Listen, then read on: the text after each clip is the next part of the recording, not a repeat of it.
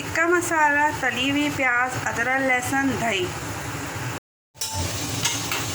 गोश्त में टिक्का, दही, पिसी हुई लाल मिर्चें और अदरक लहसुन डाल के मिक्स करके रख दिया।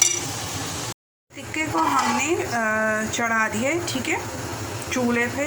और अब हम सेकंड स्टेप अपना इतनी थोड़ी और कम करेंगे, ग्रेवी थोड़ी और ड्राई हो जाए, फिर हम इस पर कोयले की भाप लगा के टिक्का रेडी कर देंगे। पैन पे थोड़ा सा घी डाल के और ये चॉप थोड़ा सा लहसुन डाला है, थोड़ा सा ये ब्राउनिश होने लगे तो हम इसमें अपनी ये वेजिटेबल कटी हुई, जिसमें गाजर, शिमला मिर्च, हरी प्याज है, मैंने बंद गोभी नहीं डाली, अगर आप डालना चाहें तो बेशक आप डाल सकते हैं।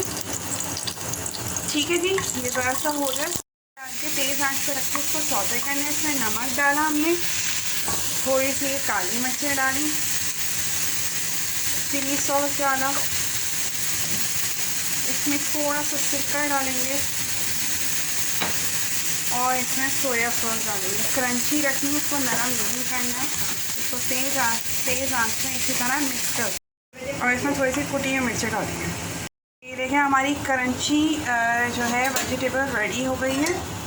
ठीक है, बस इस स्टेप ये कि हमने एक थोड़ा सा लहसुन थोड़ी सी घी में जैसा इसको सौते कर रहे हैं। ठीक है, और इसमें हम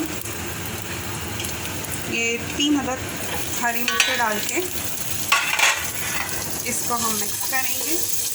3 कप पानी डाल दिया है। ठीक है, अच्छा ये चावल डाल दिए, नमक डाल दिया, अब हमने इसको पकाने रख दिया। जब ये पक जाएंगे तो हम इसको दम पे लगा देंगे चावलों को।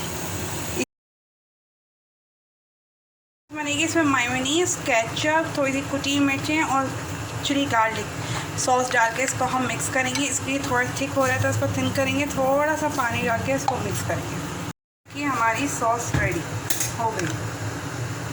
सर्विंग कर रहे हैं। पहले हमने ये बॉइल्ड राइस डाले, ठीक है, उसके बाद हम ये थोड़ी सी इसमें सैलेड डाल रहे हैं जो हमने सौते करी थी वेजिटेबल्स। ठीक है जी, और टिक्का था वो हम इसमें टिक्के को डाल देंगे विद मसाला। ठीक है जी, ये हो गया।